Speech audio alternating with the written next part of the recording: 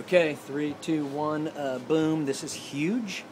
Why? Because we've got the camera angle that's unbelievable that I'm modifying as we speak. That's a fucking boom you up there, baby. Moon. And here's what's wicked about that moon. Look at the fucking clouds that are sort of in front of it and interfering with it. So here's the deal. This is Energy Boom 101, but this is down the rabbit hole. So this is the real Energy Boom 101 that was always meant to be. We have a lot of obligations. Number one is to say, who was this? Oh yeah, connecting crude cannabis and consciousness, one gusher at a time, one toke at a time, or any other healthy way at a time you care to. That's how we get it done here. We have, let's see, brought to you by, I think, GMX Resources, some class action and settlement bullshit. I think we're also going to announce that we might try and do a podcast at some time in the future, The Glory and Roar of Being, and I would like my first guest to be Jean-Paul Otis, and I'm going to pitch him on an idea, and we'll see what happens. And that might not be a podcast, that might be a video cast just like this, where it in essence is a podcast, because you're not seeing anything but a wicked fucking moon, which is unbelievable, just ripping the shit out of it. And then you got Boom You right below it, and just got a little splash of neon. That's, hey, it's just a Saturday night, and there's not a whole lot going on, to be quite honest with you. I'm not going to lie to you. I'm not going to bullshit to you. This is first and foremost, we tell the truth here at the Energy Boom 101, down the rabbit hole. So, what's this show going to be about? Well, first thing we're going to talk about is energy, because there's an enormous thing today. The research we do here, by the way, is proprietary. So you can't even try and copy it, so go fuck yourself. And what we do is we get on Yahoo Finance, and you get that through the interweb, the internet world of webheads. And Yahoo Finance will give you the big stories of the day, and today's big story happens to also be a big energy story, which is great. Warren Buffett's Berkshire Hathaway has taken a $4.48 billion stake in Phillips 66. Pretty wicked. Now, this will be misconstrued by many as Warren Buffett is betting on the price of oil to rise. Nothing could be further from the truth. In actuality, Mr. Buffett is probably, I'm guessing, and I don't know a fucking thing, by the way, is probably betting on the price of oil to drop maybe further, if not definitely stay low for a long period of time. Why?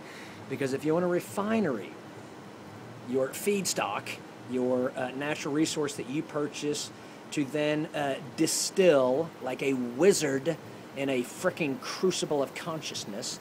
You take that bucket of crude and you distill it into all these end refined products. It gets pushed through the prism, and it comes out with these premium, glorious things they strip out of it, and those glorious things are sold at a premium price.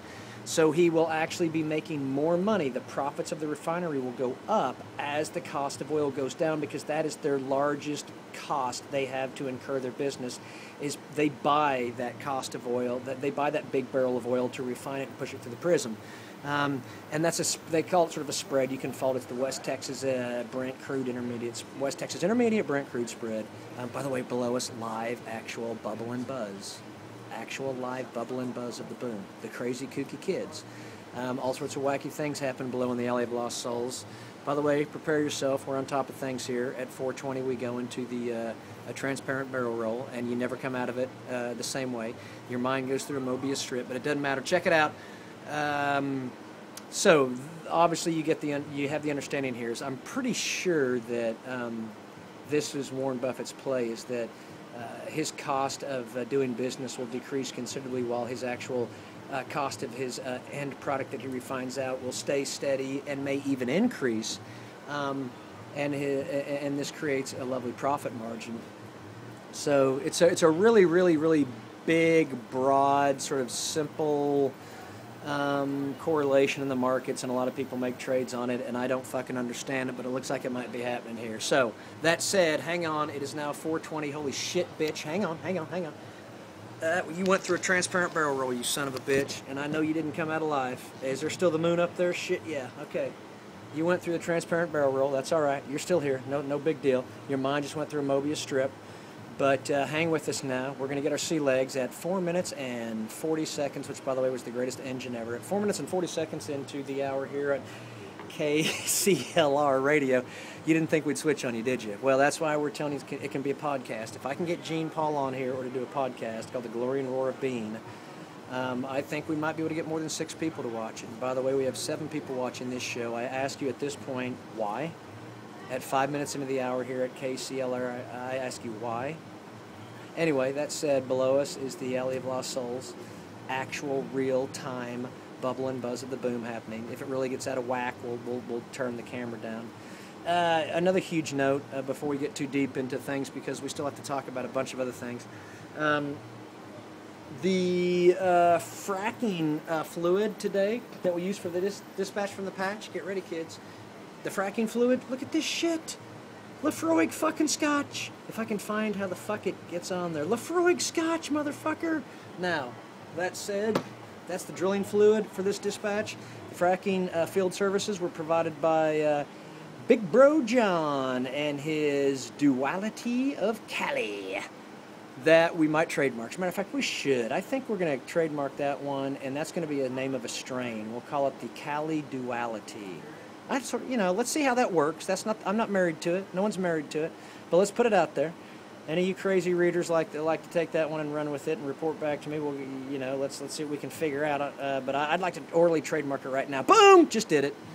Okay, so we're approaching 6 minutes and 20 seconds into the most brutal dispatch from the patch I've ever sent out from the field. I think I have now been completely eviscerated by the Indians, the Native Americans on the plains. I don't know how that's going to play over, but everyone knows it's in good spirits. Let's just keep rolling right through it. No big deal here. We'll even make note of it. At 6 minutes and 36 minutes into the hour, Tom just made perhaps a possible gaffe. Who knows? Let's just barrel. Next thing, guess what? After Lefroy and after Big Bro John's Cali Duality, we're going to be publishing, I think, The Boom. I don't think you can see it. That's all right. Anyways, I think it's set to go.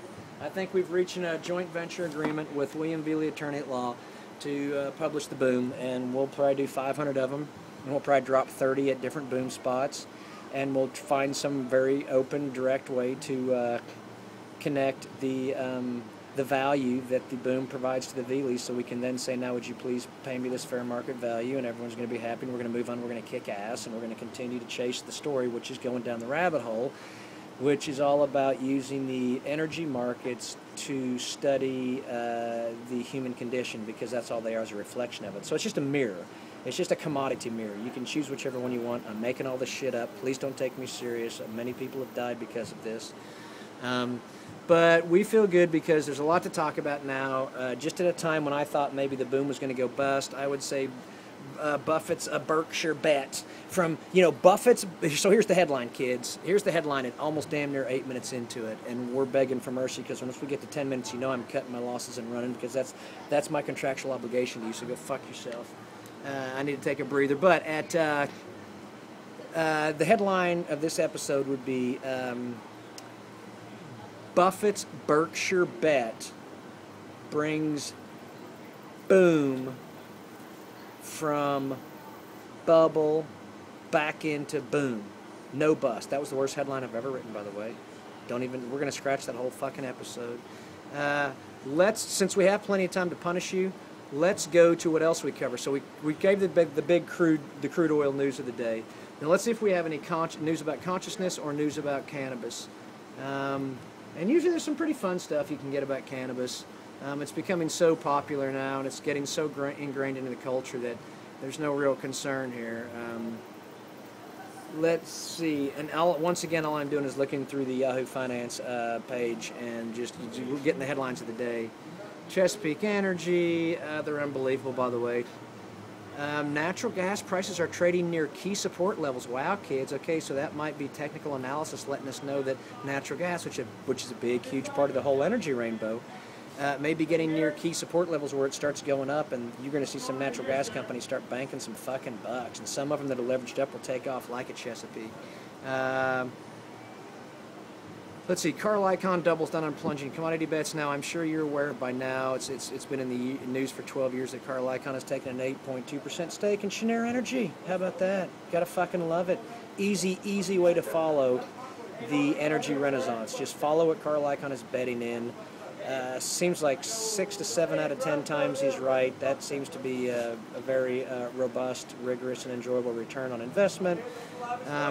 So we're going to use him as a way to follow this energy boom, because he just put down a huge fucking bet on Cheniere, and what they do is they export the natural gas, they'll liquefy it, and they'll export it over to the other countries that are paying more for it.